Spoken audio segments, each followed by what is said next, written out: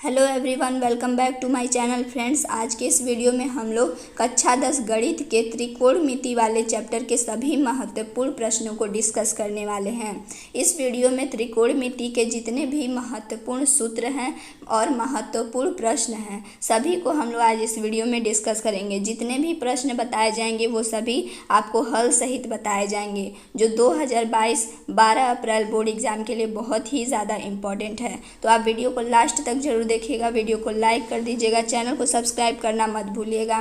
तो चलिए वीडियो को स्टार्ट करते हैं। सबसे पहले त्रिकोणमिति में जितने भी सूत्र हैं उन सभी सूत्रों को हम लोग डिस्कस करेंगे, क्योंकि त्रिकोणमिति के जितने भी प्रश्न हैं उन सभी प्रश्नों को हल करने के लिए आपको त्रिकोणमिति के सभी सूत्रों को याद करना होगा। अगर आपको त्रिकोणमिति के सभी सूत्र याद रहेंगे तभी आप सभी प्रश्नों को सॉल्व कर पाएंगे।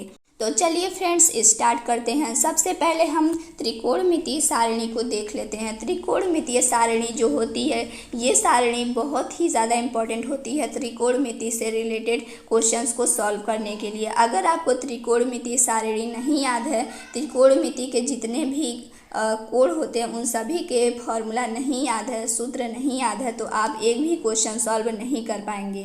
तो अगर ये सारणी आपको याद है तो बहुत ही अच्छी बात है, आगे बढ़ेंगे और प्रश्नों को सॉल्व करेंगे और आपको अच्छे से समझ में आएगा, सब कुछ समझ में आएगा। लेकिन अगर आपको ये सारणी नहीं याद है तो आपको जितने भी प्रश्न सॉल्व होंगे आपको समझ में नहीं आएगा। तो जल्दी से इस सारणी को याद कर लीजिए और प्रश्न तभी समझ में आएगा कि कैसे कैसे सॉल्व हो रहा है।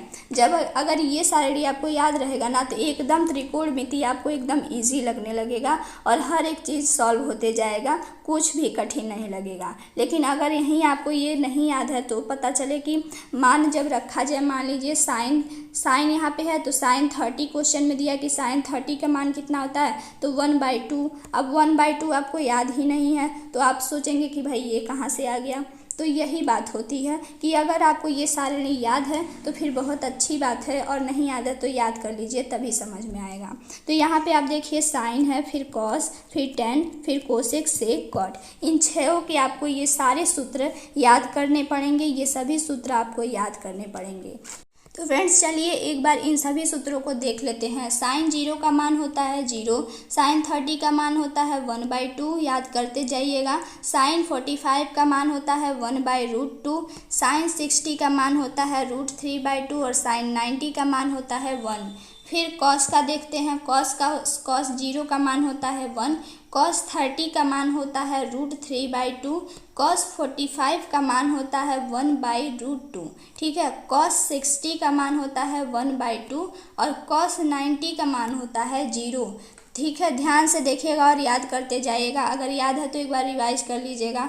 tan 0 का मान होता है 0, tan 30 का मान होता है 1/√3, tan 45 का मान होता है 1, tan 60 का मान होता है √3 और tan 90 का मान होता है इनफाइनाइट, मतलब अपरिभाषित। इसका कोई मान नहीं होता, ये अपरिभाषित होता है, ठीक है। ये इसी तरह से अपरिभाषित का सिंबल बनता है। उसके बाद आता है कोसेक। कोसेक 0 का मान होता है अपरिभाषित, ठीक है। कोसेक 0 का मान होता है अपरिभाषित। उसके बाद से कोसेक 30 का मान होता है 2, कोसेक 45 का मान होता है √2, कोसेक 60 का मान होता है 2/√3 और कोसेक 90 का मान होता है 1, ठीक है। इसके बाद आता है सेक। सेक का देखिए, सेक 0 का मान होता है 1, सेक 30 का मान होता है 2/√3, उसके बाद सेक 45 का मान होता है √2, सेक 60 का मान होता है 2 और सेक 90 का मान होता है इनफाइनाइट, मतलब अपरिभाषित, ठीक है। उसके बाद आता है कॉट। कॉट 0 का मान होता है इनफाइनाइट और परिभाषित, और कॉट 30 का मान होता है √3, फिर कॉट 45 का मान होता है 1, कॉट 60 का मान होता है 1/√3 और कॉट 90 का मान होता है 0। तो आई होप आप सभी को अगर लर्न होगा पहले से तो रिवाइज हो गया होगा। तो अब हम बढ़ते हैं प्रश्न उत्तर के तरफ। चलिए प्रश्नों को अब सॉल्व किया जाए। क्या है बहुत ही ज़्यादा महत्वपूर्ण आपके बोर्ड एग्ज़ाम के लिए, जो बहुत ही ज़्यादा इम्पोर्टेंट है और वो आपके एग्ज़ाम में आ सकता है। पहला प्रश्न है, निम्न का मान ज्ञात करें। tan 30 cosec 60 plus tan 60 sec 30, इसका आपको मान ज्ञात करना है। तो यहाँ पे हमें ज़रूरत पड़ता है त्रिकोणमितीय सारणी का। ठीक है, त्रिकोणमितीय सारणी के हिसाब से tan 30 का मान हम लोग यहाँ पे लिख देंगे। उसके बाद cosec 60 का मान प्लस है तो प्लस लिख देंगे। tan 60 का मान होता है √3 और sec 30 का मान होता है 2/√3। ठीक है, अब हमने सारे मानों को रख दिया है। अब इसे हम बारी आती है सॉल्व करने की। ठीक है, अब इसे सॉल्व कैसे किया जाए चलिए देख लेते हैं। जिस तरह से स्टेप बाय स्टेप करके यहाँ पे लिखा गया है, इसी तरह से आप अपने कॉपी में, बोर्ड एग्जाम के कॉपी में लिखिएगा। आपका नंबर बिल्कुल नहीं कटेगा, क्योंकि छोटी मोटी गलतियों से लिखने में जो गड़बड़ी हो जाती है, इन्हीं गड़बड़ी की वजह से आपका नंबर कटता है। ठीक है, तो और आप सोचते हैं कि हमने सारे चीज़ें अच्छे से लिखा है, सब कुछ सही लिखा था, फिर भी हमारा नंबर कैसे कट गया। तो यही जो छोटी छोटी गलतियां होती हैं, जैसे कि स्टेप बाय स्टेप करके ना लिखना। अब मान लीजिए यहाँ पे मैंने पहला लिख दिया, अब यहाँ पर जगह है तो ये चीज़ यहाँ पे लिख दिया। तो ये जो गलतियाँ होती हैं स्टेप बाय स्टेप करके ना लिखना, इस पर आपका नंबर कटता है। उसके बाद होता है साफ़ सुथरा ना लिखना। अब यहाँ पे देखिए स्टेप बाय स्टेप लिखा गया और हर एक चीज़ साफ़ सुथरा लिखा गया है। अब होता है क्या कि यहाँ पे 3 लिखना था तो हमने गलती से 6 लिख दिया, तो यहीं को काट के मैंने अब वहाँ पे 3 लिख दिया। तो काट पीट नहीं होना चाहिए आपको। ठीक है, काट पीट नहीं होना चाहिए, हर एक चीज़ साफ़ सुथरा रहना चाहिए और अच्छे से स्टेप बाय स्टेप करके लिखिएगा। ठीक है, ऐसे ही लिखिएगा, नंबर नहीं कटेगा। तो चलिए यहाँ पे हम लोगों ने वैल्यू पुट कर दिया था। उसके बाद से अब हम इसे सॉल्व कैसे करें। ठीक है, तो सबसे पहले हम इतने को सॉल्व करते हैं। तोड़ तोड़ के सॉल्व करेंगे तो ज़्यादा बेटर होगा और आसानी से समझ में आ जाएगा। ठीक है, तो सबसे पहले हम इतने को सॉल्व करते हैं, फिर इतने को सॉल्व करेंगे। ठीक है, तो सबसे पहले इसको देख लेते हैं कि इतने को सॉल्व कैसे किया जाए। लिखा है 1/√3 × 2/√3। तो सबसे पहले नीचे वाले को सॉल्व कर लेते हैं। सबसे पहले बटे लगा दें, उसके बाद से √3 और √3 लिखा है, यानी कि 2 √3 है, यानी कि हम रूट को किनारे रख दीजिए। उसके बाद इंटू में है तो यानी कि 3 × 3 कितना होगा, 6 होगा। ठीक है, 6 होगा। उसके बाद से रूट को हम लगा देंगे। ठीक है, रूट लगा दिया। अब ऊपर 1 × 2 बचा है हमारे पास। अब इसको सॉल्व कैसे करें देखिए। अब रूट का मतलब होता है स्क्वायर। ठीक है, रूट का मतलब होता है स्क्वायर, मतलब वर्ग। अब 6 का जो आधा होता है कितना होता है, 6 का आधा होता है 3। ठीक है, 3, यानी कि जब हम इसको काटेंगे तो हमारे पास बचेगा 3। समझ में आया, 3 बचेगा। अब हमारे पास पूरा कितना बचा है, 1 × 2/3। ठीक है, इतना बचा है। अब 1/2 × 3 कितना, 2 × 1 कितना होगा, 2/3, यानी कि हमारे पास कुल बचा है 2/3। समझ में आ रहा है ना। उसके बाद से हम इसको सॉल्व कर, इसके इतना सॉल्व हो गया। अब इसको सॉल्व कर लेते हैं। इसको सॉल्व करने के लिए अब यहाँ पे देख लीजिए, ये तो बहुत ही ज़्यादा इजी है। देखिए यहाँ पे √3 है, यहाँ पे √3 है, ये दोनों इंटू में है। तो जब इंटू में रहता है तो ये दोनों सेम सेम है तो कट जाएगा। ठीक है, अब बचा सिर्फ 2। समझ में आ रहा है ना, तो यहाँ पे हम 2 लिख देंगे। इतना समझ में आ गया, पहला स्टेप समझ में आ गया कि कैसे सॉल्व हुआ है। अब इतने को कैसे सॉल्व करके हमने इतना ला दिया, इसको भी देख लीजिए। हमारे पास है 2/3 + 2, इतना है हमारे पास। ठीक है, अब इसको सॉल्व कैसे किया जाए देखिए। यहाँ पे कुछ नहीं है तो हम 1 लिख दिए। उसके बाद से दोनों का एलसीएम लेंगे तो 3 आएगा। 3 × 1 = 3, इसका 3 का टेबल पढ़ेंगे तो कितने बार में ये 3 आएगा, 1 बार में आएगा ना। अब 1 × 2 कितना होता है, 2 होता है, क्योंकि यहाँ पे 2 लिखा गया है ना, इसलिए हम लोग 2 से मल्टीप्लाई किए हैं। ठीक है, उसके बाद बीच में प्लस है तो प्लस लगा लेंगे। उसके बाद से यहाँ पे 1 है तो 1 का टेबल कितनी बार पढ़ें कि ये 3 आ जाए, कितनी बार पढ़ें, 3 बार में। ठीक है, अब 3 × 2 = यहाँ पे 2 है इसलिए हम लोग 3 × 2 = कह रहे हैं। ठीक है, 3 × 2 = होता है 6। इतना समझ में आ गया। अब 6 × 2 कितना होता है, 6 और 6 + 2 8/3, यानी कि हमारे पास कुल आंसर आ गया 8/3। समझ में आ गया ना, ये क्वेश्चन अच्छे से समझ में आ गया। ठीक है, चलिए अब हम नेक्स्ट क्वेश्चन देख लेते हैं। दूसरा क्वेश्चन है sine 52 degree sine 38 degree minus cos 52 degree cos 38 degree का मान ज्ञात करें। आपको इसका मान ज्ञात करना है, ठीक है। तो इसका हल देख लेते हैं कैसे इसको सॉल्व किया जाएगा, ठीक है। सबसे पहले जिसका मान ज्ञात करना रहेगा उसको आप लिख लेंगे, जिसकी वजह से आपको सॉल्व करने में आसानी होगी। उसके बाद हम देख लेते हैं कैसे इसको सॉल्व किया जाए। सबसे पहले साइन 52 को ऐसे ही हम लोग लिख देंगे, साइन 52 डिग्री, ठीक है। उसके बाद से अब इसको हम लोग साइन 38 डिग्री को चेंज करेंगे फॉर्मूले के हिसाब से। तो याद करिए, आप ये वाला फॉर्मूला पढ़े होंगे कि sine 90 minus theta, sine 90 minus theta equal to होता है कॉस थीटा। समझ में आ रहा है ना। Sine 90 minus theta equal to होता है कॉस थीटा। ये फॉर्मूला आप लोगों ने पढ़ा होगा, उसी हिसाब से हम इसको चेंज कर देंगे, ठीक है। उसके बाद से माइनस लगा तो यहाँ पे माइनस लगा देंगे। उसके बाद से कॉस 52 को ऐसे ही लिख देंगे, और जिस तरह से हम लोगों ने साइन 38 डिग्री को चेंज किया था ना, उसी तरह से हम कॉस 38 डिग्री को चेंज कर देंगे। समझ में आ गया। उसके बाद से हम लिखेंगे, नेक्स्ट स्टेप पे आते हैं।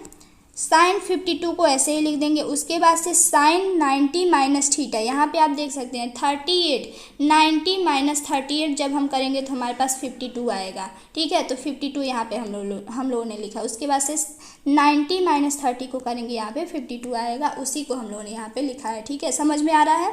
साइन 52 को यहाँ पे लिख दिया। उसके बाद से साइन 90 माइनस थीटा को हम लोगों ने यहाँ पे देखा है फॉर्मूले में कॉस थीटा होता है, यानी कि हम लोगों ने यहाँ पे कॉस थीटा लिख दिया। उसके बाद से माइनस लगा देंगे। कॉस 52 है तो कॉस 52 को ऐसे ही लिख देंगे। उसके बाद से cos 90 minus theta equal to होता है sine theta, okay. Cos 90 minus theta equal to होता है साइन थीटा, तो यहाँ पे हम लोगों ने साइन थीटा लिख दिया। उसके बाद से जब हम इसको काटेंगे तो यहाँ पे हमारे पास 0 आंसर आ जाएगा, क्योंकि सारे चीज़ें कट के ख़त्म हो गई और हमारे पास आंसर आ गया 0। क्वेश्चन ये बहुत ही ज़्यादा इजी लग रहा होगा आपको, आई थिंक, लेकिन ये बहुत ही ज़्यादा इम्पॉर्टेंट है, ठीक है। अब हम नेक्स्ट क्वेश्चन पे आ जाते हैं। नेक्स्ट क्वेश्चन है, यदि tan A equal to cot B तो सिद्ध कीजिए कि A plus B equal to 90 degree. ये आपको सिद्ध करना है, ठीक है। tan A equal to cot B है तो सिद्ध करना है आपको A plus B equal to 90 degree, ठीक है। तो देखिए कैसे सिद्ध किया जाएगा, ध्यान से देखिएगा। यहाँ पे लिखा गया है कि tan A equal to cot B है, ठीक है।